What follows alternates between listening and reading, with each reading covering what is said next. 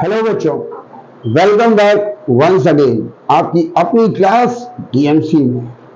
कैसे भैया, एंजॉय? चलिए, वेरी गुड। स्टार्ट करते हैं आज की क्लास।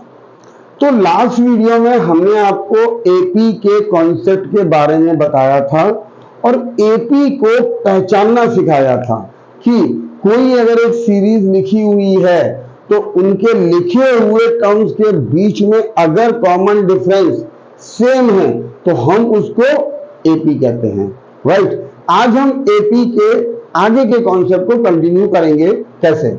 जैसे मान लीजिए कोई एक एपी लिखी हुई है, सपोज 3, 7, 11, 15 एंड सो ऑन। तो पुराने कॉन्सेप्ट के हिसाब से हम देखेंगे, ऑलरेडी हमने एपी लिखी हुई है बट फिर भी हम चेक कर सकते हैं। देखिए, इन दोनों के बीच में डिफरेंस 4, इन दोनों के बीच में डिफरेंस 4, इन दोनों के बीच में डिफरेंस 4। तो यहां पर 4 टर्म लिखे हुए हैं और चारों टर्म के बीच में जो डिफरेंस है वो हमारा सेम है, तो मतलब ये एपी है। अब देखिए, हमने आपको बताया था कि इसको बोलते हैं ए, जो कि होता है हमारा फर्स्ट टर्म, ओके। और डी हम लोग बोलते थे किसको? कॉमन डिफरेंस को, राइट। कॉमन डिफरेंस कैसे निकालते थे कि किसी भी टर्म में से उसके पीछे वाले टर्म को माइनस कर देते थे। अब जैसे देखिए, ये ए है, ये वैल्यू जो 3 है ये फर्स्ट प्लेस पे लिखी हुई है, इसको हम लोग A1 भी बोल सकते हैं। 7 हमारी लिखी है सेकंड प्लेस पे, इसको हम लोग A2 बोल सकते हैं। ये 11 हमारी लिखी है थर्ड प्लेस पे, इसको हम लोग A3 बोलेंगे। 15 हमारी लिखी है फोर्थ प्लेस पे, इसको हम लोग A4 बोलेंगे एंड सो ऑन। तो कॉमन डिफरेंस हम लोग यहां के हिसाब से निकाल सकते हैं A2 माइनस A1 या फिर A3 माइनस A2 या फिर A4 minus A3 and so on. इस तरीके से हम कॉमन डिफरेंस निकालते हैं, राइट। अगर हम कहें कि इसके आगे के सपोज 70th टर्म की वैल्यू निकालनी है तो कैसे निकालेंगे? तो देखिए, इसका फॉर्मूला जो होता है to find nth term, to find nth term की वैल्यू अगर हम लोगों को निकालनी है तो हम लोग कैसे निकालेंगे? देखिए, इसका फॉर्मूला होता है an is equal to a plus n minus 1 d। ये हमारा फॉर्मूला होता है nth टर्म की वैल्यू फाइंड आउट करने का। अब यहां पर कुछ वेरिएबल्स यूज हो रहे हैं। जैसे देखिए, ये a है, a हम ऑलरेडी आपको बता चुके हैं कि this is known as first term, right. d हम लोग बता चुके हैं आपको ऑलरेडी, वो लिखा हुआ है that is common difference, right. अब दो वेरिएबल बचे, एक बचा n एंड एक बचा an। अब ये क्या होता है? n होता है हमारा नंबर ऑफ टर्म्स, कि उस एपी में कितने टर्म्स हैं, ओके। और an होता है हमारा वैल्यू ऑफ nth टर्म। देखिए, इन दोनों में बच्चे अक्सर कंफ्यूज होते हैं, n और an, तो ध्यान से समझिए। जैसे देखिए, ये 15 की हम बात करते हैं तो 15 हमारा किस प्लेस पे लिखा हुआ है? First, second, third, fourth. ये हमारा फोर्थ प्लेस पे लिखा हुआ है। इट मींस A4 की वैल्यू हमारी 15 है, मतलब ये वैल्यू हमारी फोर्थ प्लेस पे है और वैल्यू क्या है? 15। तो n की वैल्यू यहां पर 4 हो गई और an मतलब A4 की वैल्यू हमारी 15 हो गई। तो इसको बहुत ध्यान से समझना है, ठीक है कि नहीं? तो ये हमारा कॉन्सेप्ट था आपका टोटली कि nth टर्म की वैल्यू को हम कैसे फाइंड आउट करते हैं। अब इसके कुछ एग्जांपल्स की हेल्प से हम इस कॉन्सेप्ट को समझने की कोशिश करते हैं, ठीक है। चलिए चलते हैं एग्जांपल्स की तरफ। तो देखिए, इस क्वेश्चन में find the 10th term of the AP 2, 7, 12। ये एक एपी गिवन है, इसके 10th टर्म की वैल्यू को हमको निकालना है। तो देखिए, इस क्वेश्चन को सॉल्व करने का सबसे पहला मेथड क्या है?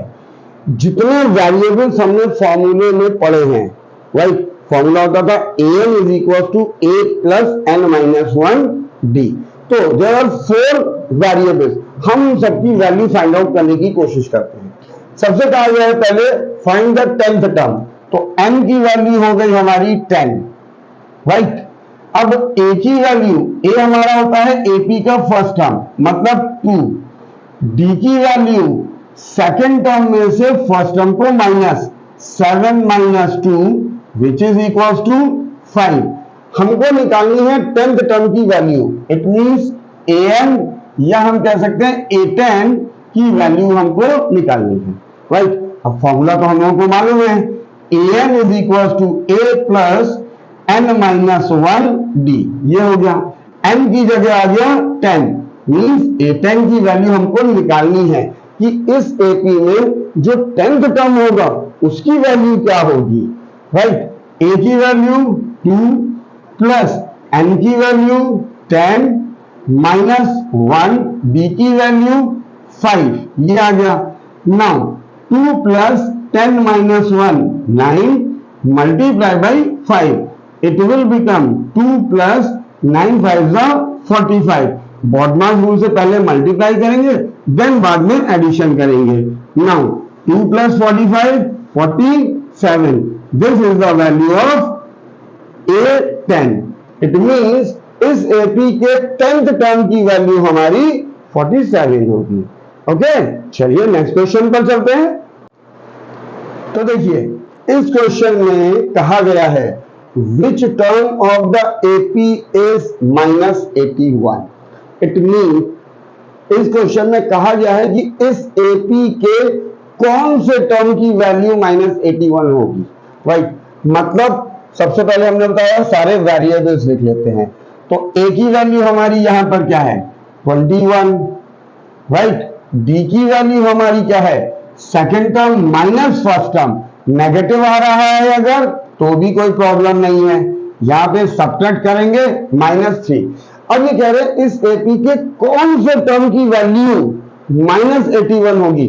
मतलब यहां पे समझना है हमको n की वैल्यू निकालनी है और an की वैल्यू गिवन है -81, राइट। तो देखिए फॉर्मूला हमारा होता है an is equal to a plus n minus 1 b।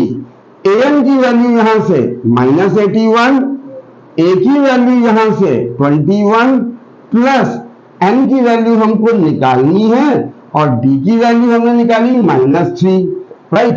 अब हम इसको इधर शिफ्ट कर देते हैं, -81 -21 is equal to n minus 1 -3। इन दोनों को ऐड करते हैं क्योंकि दोनों नेगेटिव हैं, तो ऐड करेंगे इट विल बिकम 1 + 1 2 8 to 10, यानी कि 102 साइन नेगेटिव। अब इस -3 को इसके नीचे ले आते हैं, -3 यहां पर बचा सिर्फ n-1, माइनस से माइनस कैंसिल, 3 से इसको कैंसिल, 3 3 9 3 4 12, तो 34 1 को इधर शिफ्ट कर देते हैं +1 इज इक्वल टू n, तो n की वैल्यू हो गई 35।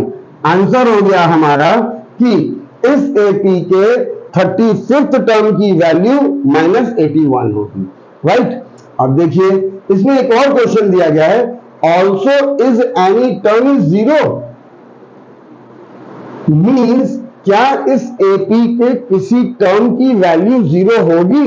तो हम लोग करते कैसे हैं, हम लोग मान लेते हैं let 0 is any term of given AP।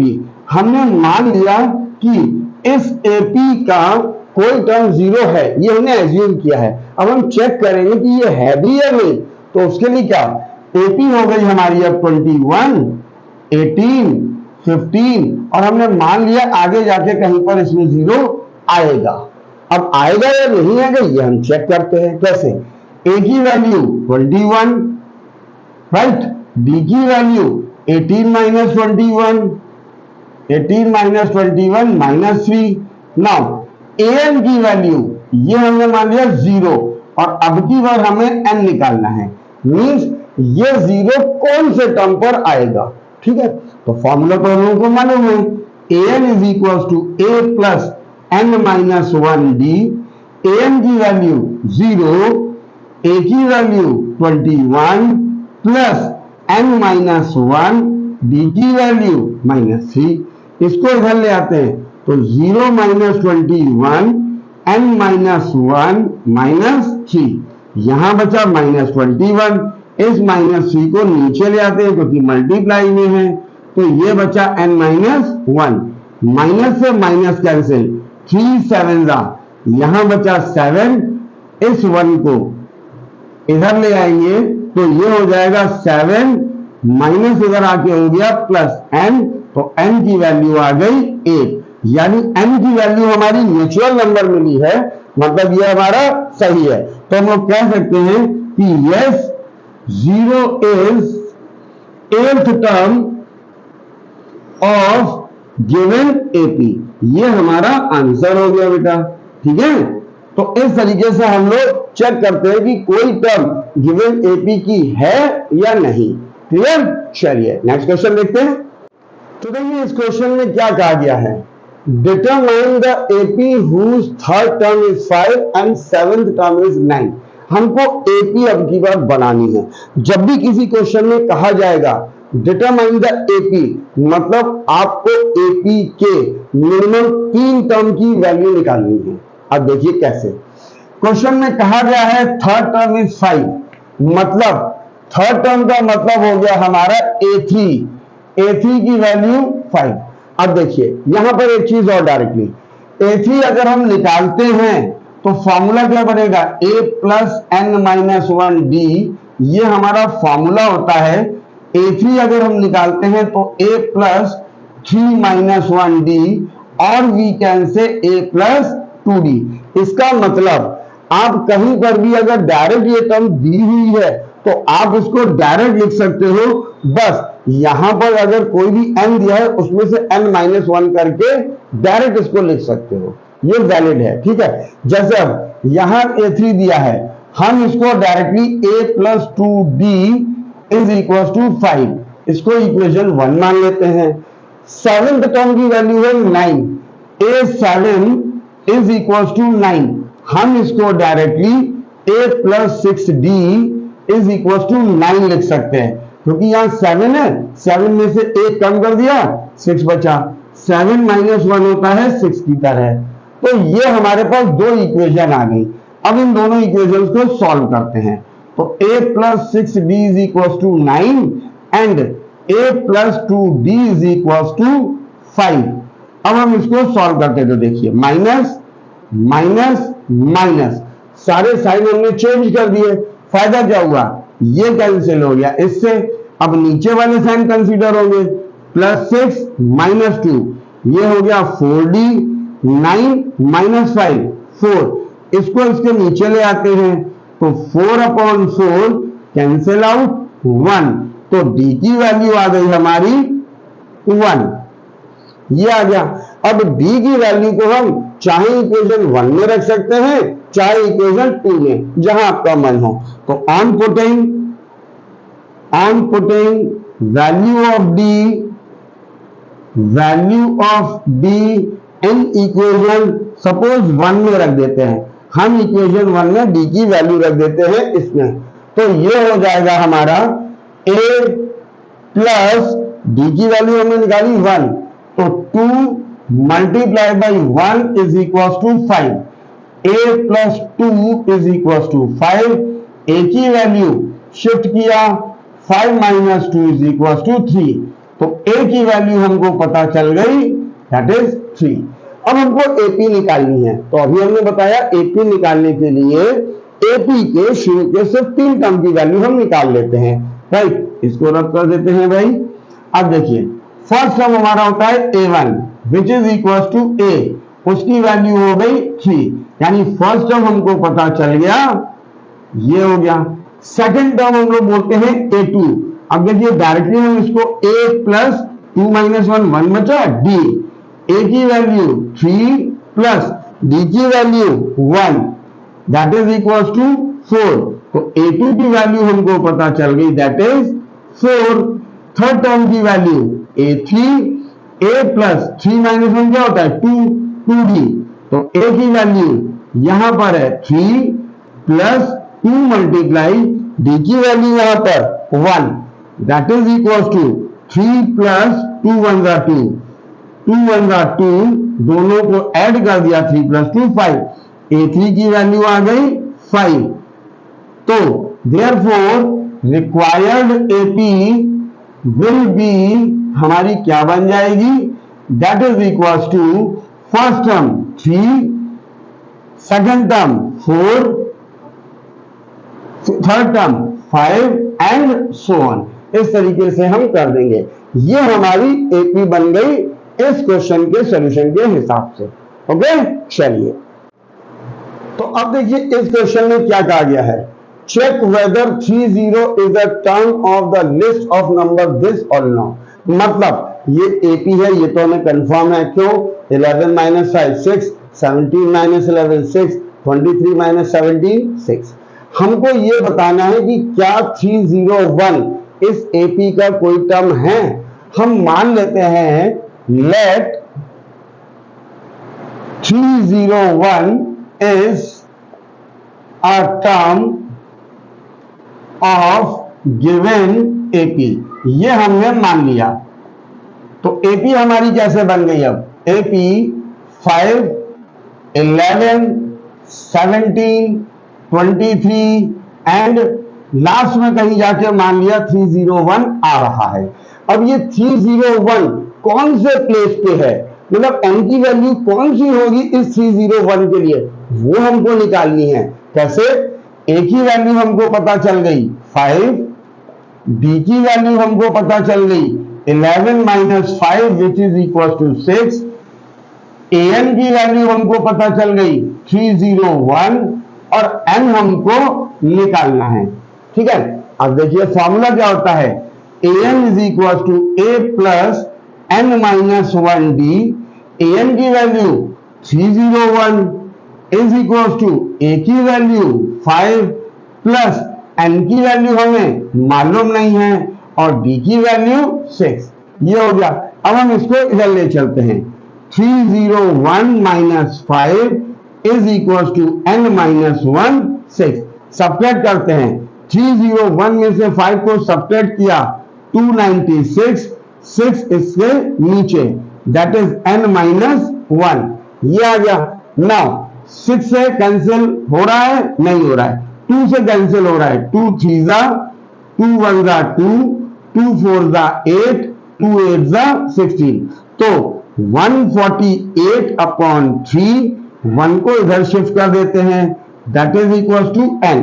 अब इसको सॉल्व करने के पहले एलसीएम लेते हैं, राइट। तो एलसीएम आ गया हमारा 3, ये बचा 148 plus 3, 148 plus 3 is equal to n। n की वैल्यू हो गई 151, इन दोनों का सम अपॉन 3। अब अगर हम इसको कैंसिल करते हैं तो देखिए क्या आएगा, 3 5 जा 15, 3 से 1 में जाएगा नहीं, 0 डेसिमल लग गया 3, ये आएगा एंड सो ऑन, इस तरीके से आता रहेगा। तो n की वैल्यू हो गई 50.3। हमेशा याद रखिएगा n की वैल्यू नेचुरल नंबर में होगी, ना तो डेसिमल हो सकती है, ना फ्रैक्शन हो सकती है, कुछ भी नहीं हो सकती है। तो यहाँ पे n की वैल्यू नेचुरल नंबर नहीं आ रही है, डेसिमल में आ रही है, जो कि पॉसिबल नहीं है। ठीक है, देयरफॉर हम लिख सकते हैं कि 301 is not any term of given AP, any term of given AP। ये हमारा सॉल्यूशन हो गया। अगर अच्छा, चलिए एक और नेक्स्ट क्वेश्चन देखते हैं। तो देखिए इस क्वेश्चन में क्या कहा जाए, how many 2 digit numbers are divisible by 3। तो सबसे पहले हमें मालूम होनी चाहिए 2 डिजिट नंबर कहते किसे हैं। 2 डिजिट नंबर जिसमें 2 डिजिट होती हैं, जैसे 10 से लेके 99 तक, ठीक है, ये सारे हमारे 2 डिजिट नंबर होते हैं। तो सबसे पहले हम एपी बनाने की कोशिश करेंगे, राइट। क्वेश्चन में कहा गया है कि how many 2 digit numbers are divisible by 3, तो 2 डिजिट नंबर तो हो गए 10 से लेकर 99 तक, ठीक है। अब ये कह रहे हैं इसमें ऐसे कितने नंबर होंगे जो 3 से डिविजिबल होंगे, तो हमको 3 से डिविजिबल नंबर की एपी बनानी पड़ेगी। कैसे? पहला नंबर हुआ 10, क्या 3 से डिविजिबल है? आप डिवाइड करके चेक कर सकते हो। 3 से 10 कंप्लीटली डिविजिबल नहीं है। 11 है, वो भी नहीं है, आप डिवाइड करके चेक कर सकते हो। 11 के बाद आता है 12, 12 है, यस 12 है, तो पहला नंबर हमको पता चल गया 12। अब इसके बाद का नेक्स्ट नंबर तो आपको आराम से पता चल जाएगा, क्यों? 3 ऐड कर दीजिए 15, 15 में 3 ऐड कर दीजिए 18। लास्ट नंबर हमको निकालना है, तो लास्ट नंबर 2 डिजिट होता है 99, और 99 3 से डिविजिबल है। आप 3 से 99 को डिवाइड करके चेक कर सकते हो कि डिविजिबल है या नहीं। 3 3 जा 9, 3 3 जा 9, कंप्लीटली डिविजिबल, यानी कि लास्ट नंबर हमको पता चल गया 99। तो ये हमको एपी मिल गई 2 डिजिट की जो 3 से डिविजिबल है। अब इसमें कितने नंबर हैं?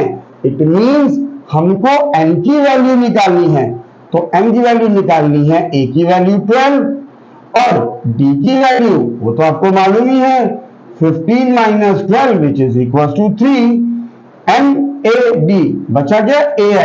an की वैल्यू लास्ट नंबर ये आ गया, राइट। अब हमको निकालनी है n की वैल्यू, तो देखिए फॉर्मूला होता है हमारा an is equal to a plus n minus 1 d। an की वैल्यू यहां से 99 इज इक्वल टू a की वैल्यू 12 प्लस n की वैल्यू हमें मालूम नहीं है और d की वैल्यू 3। इसको इधर ले चलते हैं, 99 माइनस 12 n माइनस 3, इसको सेपरेट किया, 9 माइनस 2 7, 9 माइनस 1 8, 3 इसके नीचे आ गया, n माइनस 1, 3 से डिवाइड किया, 3 2 जा 6, 3 9 जा 27, 29 is equal to n minus 1, minus 1 को इधर लाते हैं, 29 plus 1 is equal to n, n की वैल्यू आ गई 30। तो हम कह सकते हैं there are 30 terms which are 2 digit and divisible by 3, मतलब 30 नंबर्स ऐसे हैं 2 डिजिट के, डबल डिजिट के, 2 डिजिट के, जो कि 3 से डिविजिबल है। ओके, चलिए move on the next question.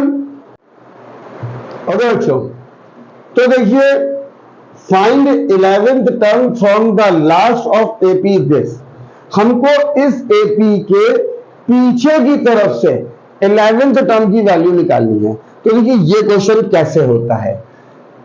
पहला मेथड हम देखते हैं, अगर हमने कहा गया है nth term from the last, इसका फॉर्मूला होता है nth term from the last. इसका मतलब हुआ कि फॉर्मूला हो गया L minus n minus 1 d, right. कैसे? ध्यान से देखिए, L की वैल्यू क्या है? L जो होता है हमारा वो an को ही बोलते हैं, L मतलब an, यहां पर है -62, राइट। d की वैल्यू, n की वैल्यू क्या है? 11, 11th टर्म की वैल्यू निकालनी है। d की वैल्यू क्या है?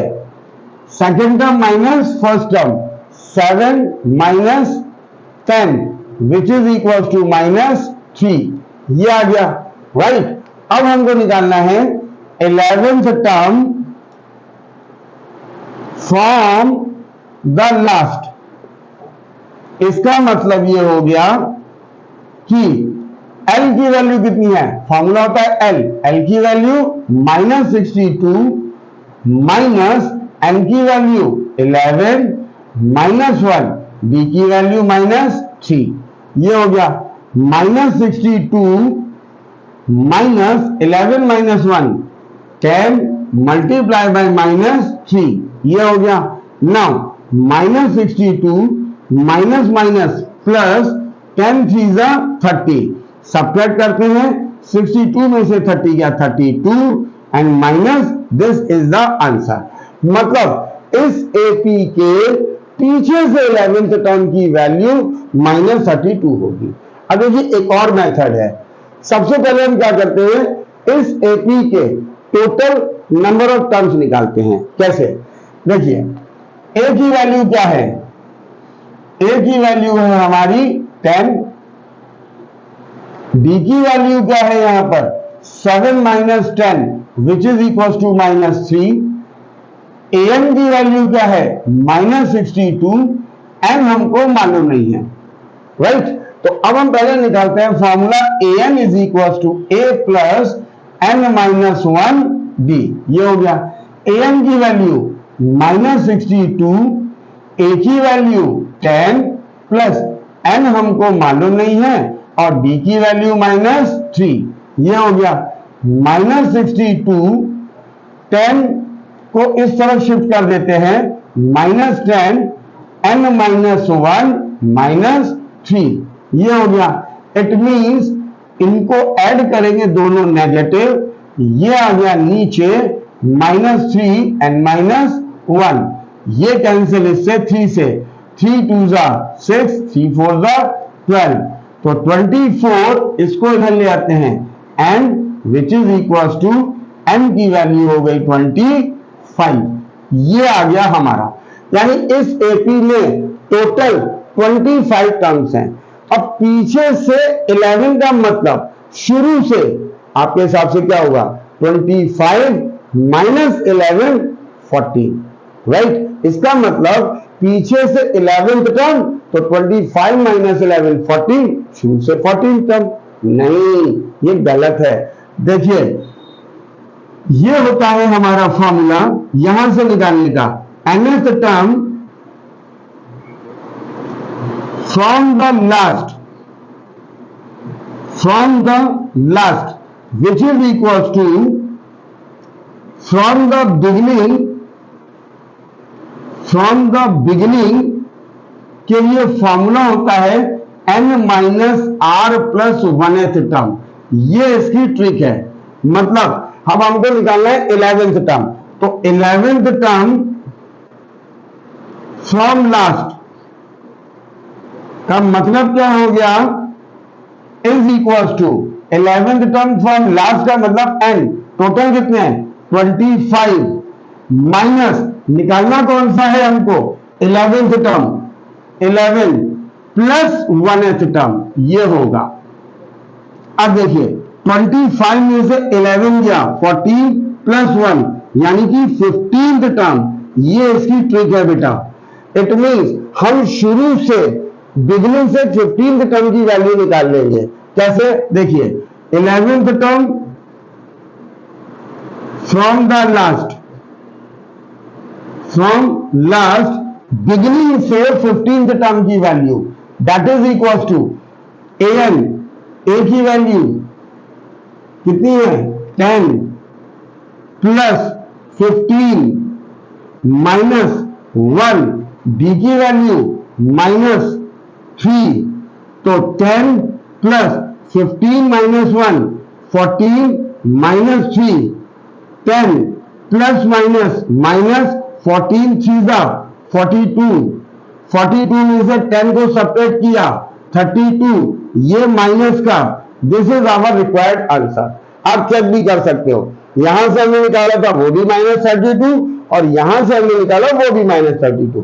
तो हमेशा याद रखिएगा ये स्पेशल कॉन्सेप्ट है कि nth term from the last का मतलब from the beginning n minus r plus 1th term, ये हमारा एक फॉर्मूला होता है। तो इस क्वेश्चन को करने का ये तरीके हैं, एक ये है एक ये है, आप जो भी मेथड अप्लाई करना चाहे वैसे कर सकते हैं। ठीक है, चलिए नेक्स्ट क्वेश्चन देखते हैं।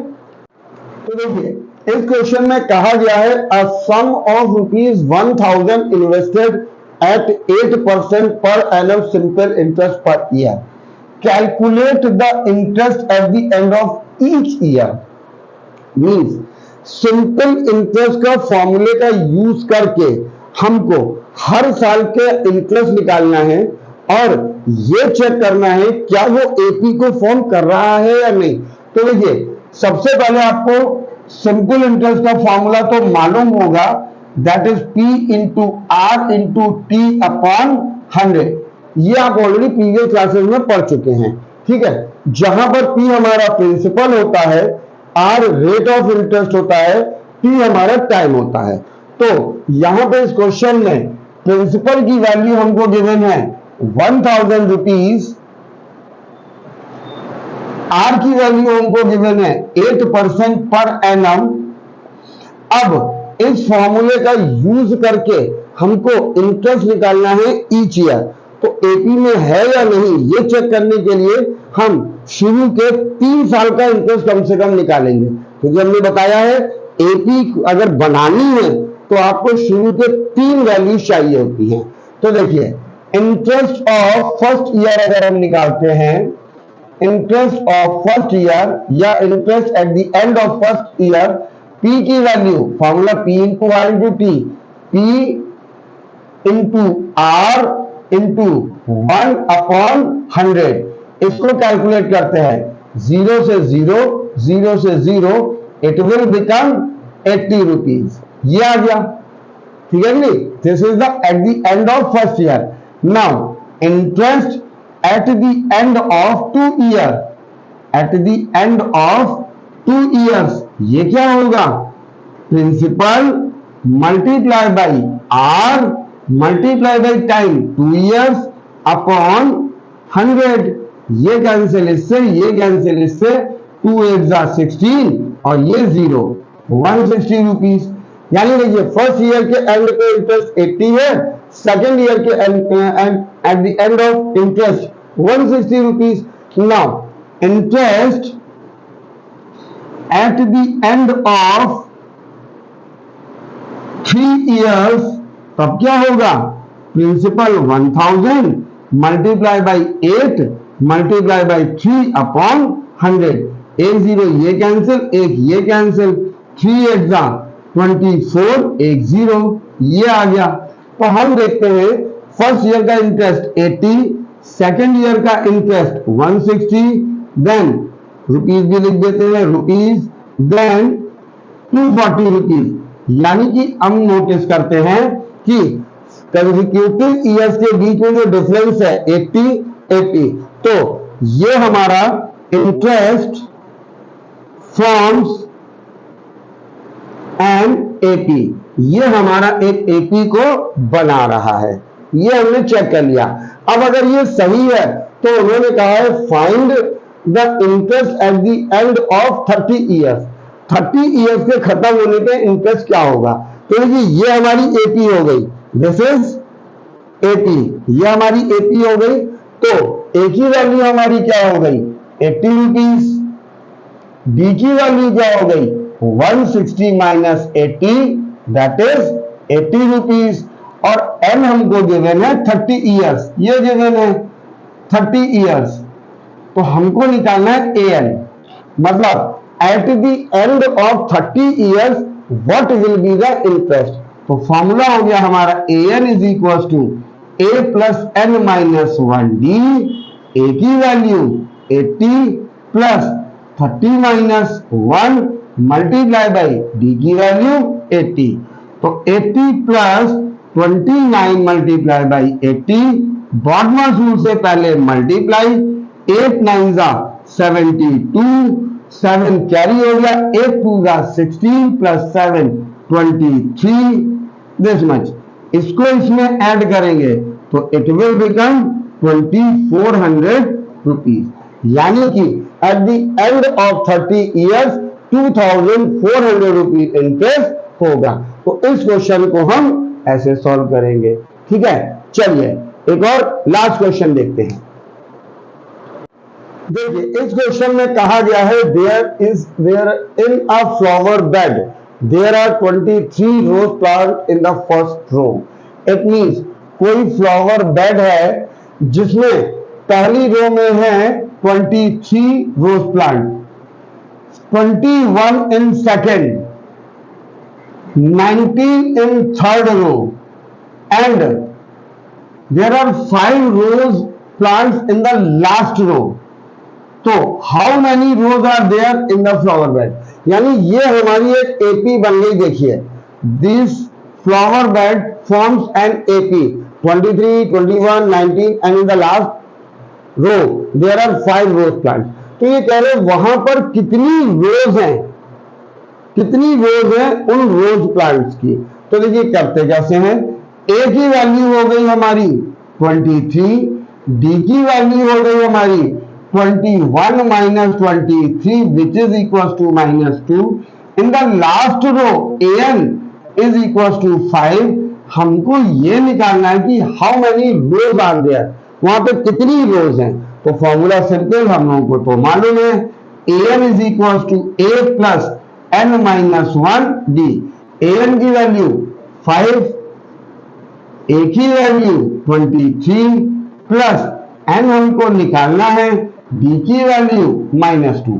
इसको इधर ले गए, 5 minus 23 is equal to n minus 1 minus 2। After subtraction ये पॉजिटिव ये नेगेटिव, 23 में से 5 गया 18, वो भी नेगेटिव, -2 नीचे, it will become -1, cancel out 9 -1 को इधर शिफ्ट किया, n की वैल्यू आ गई हमारी 10।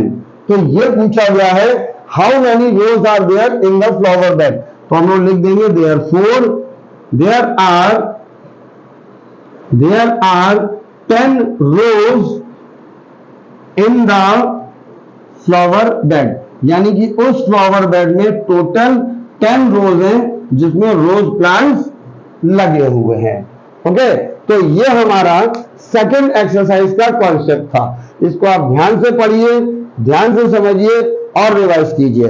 इसकी एक्सरसाइज के वीडियो को लेके हम बहुत जल्दी आपसे मिलते हैं। Till then take care, bye bye to all of you.